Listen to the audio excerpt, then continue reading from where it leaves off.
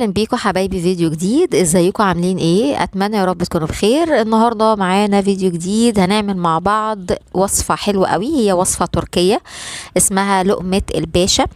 انا جربتها، شفتها على اليوتيوب وعجبتني، فحبيت ان انا اشارككم معايا الوصفه وتشوفي يمكن تعجبك وتعمليها. يلا بينا على طول نعرف عملناها مع بعض ازاي.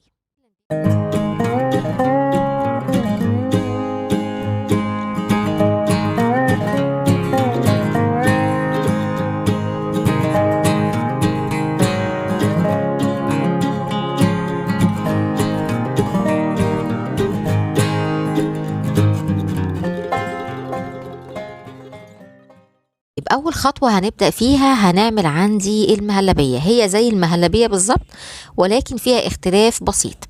جبت عندي اول حاجه كوبايتين من اللبن. اللبن عندي بارد، مفيش فيه يعني كل المكونات اللي انا هحطها دي هحطها على البارد. حطيت عندي 3/4 كوبايه صغيره من السكر، وحطيت ربع كوبايه من الدقيق، وربع كوبايه من النشا. زي ما احنا شايفين الكوبايه كلها موحده زي بعضها. هحط عندي شويه من ميه الورد، وهحط كمان عندي شويه من الفانيلا. هبدا اقلب المكونات دي مع بعضها كويس. انا بقولك ان النار عندي مطفيه، ما اناش مولعه النار، يعني بقلب كل الحاجات دي على البارد. تاكدي كويس قوي ان الدقيق والنشا دابوا علشان خاطر ما يكلكعش منك وانتي بتسخني المهلبيه. خلاص انا قلبت كويس خالص. في المرحله دي ببدا اولع النار وبوطيها خالص علشان خاطر برضو ما تتلسعش مني. بقلب في المهلبيه بتاعتي دي لحد ما توصل للقوام اللي انا هوريهولك حالا. شايفين بدات تتقل معايا، بلف لحد ما تبدا تتقل معايا بالشكل ده. القوام بتاعها وسط، يعني لا هي تقيله قوي ولا هي خفيفه، قوامها زي ما انت شايفه كده بالظبط. في الوقت ده بقى ببقى انا مجهزه عندي صاج. الصاج دوت حاطه عليه جوز هند. انا هنا عملت بس اكتفيت بنص الصاج لان هي طلعت لي كميه كويسه، طلعت لي حوالي 10 قطع.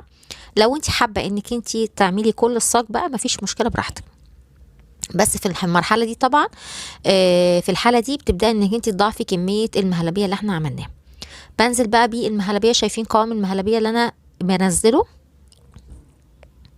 عايزه القوام ده، مش عايزاه خفيف علشان خاطر ما ياخدش جوز الهند ويبدا انه يتحرك معايا بجوز الهند، ومش عايزاه برضو تقيل علشان خاطر يقدر ان هو يتفرد بسهوله عندي على طبقه جوز الهند.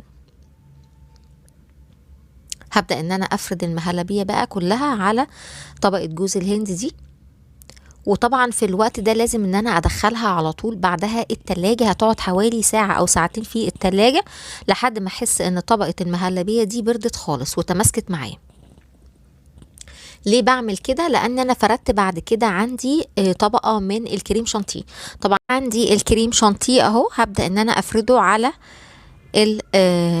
المهلبية. زي ما قلتلك اهم حاجة تكون باردة. هبدأ انزل بكل الكريمة بالشكل دوت. تقدري بقى انك انتي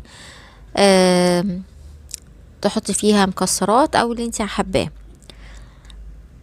افرد على كل طبقة المهلبية، عايزة اغطيها كلها.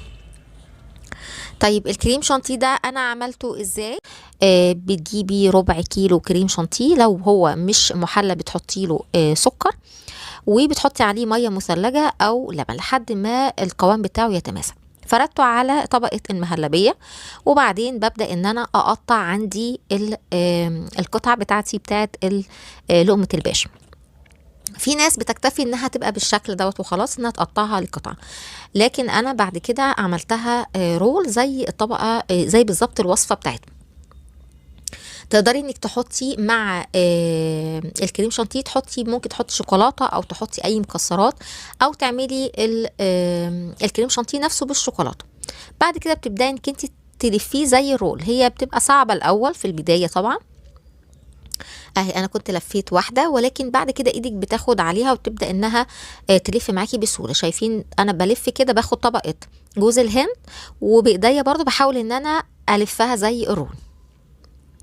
طبعا هي بتبقى في الاول بتبقى طريه جدا. احنا بندخلها بعد كده التلاجة وبسيبها شويه لحد ما تبدا تمسك معايا. اهو شايفين انا بلف كده وبايديا بحاول برضو ان انا يعني باخد طبقة جوز الهند وبحاول ان انا الف برضو لحد ما تعمل معايا رول. هلفهم كلهم بنفس الطريقة.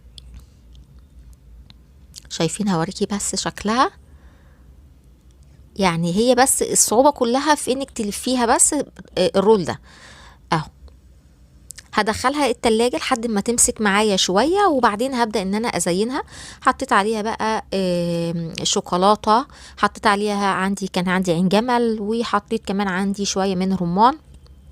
التزويق اللي يعجبك، تقدري تكتفي بجوز الهند بس مفيش اي مشكلة خالص. وصفة سهلة جدا، اتمنى انك انتي تجربيها.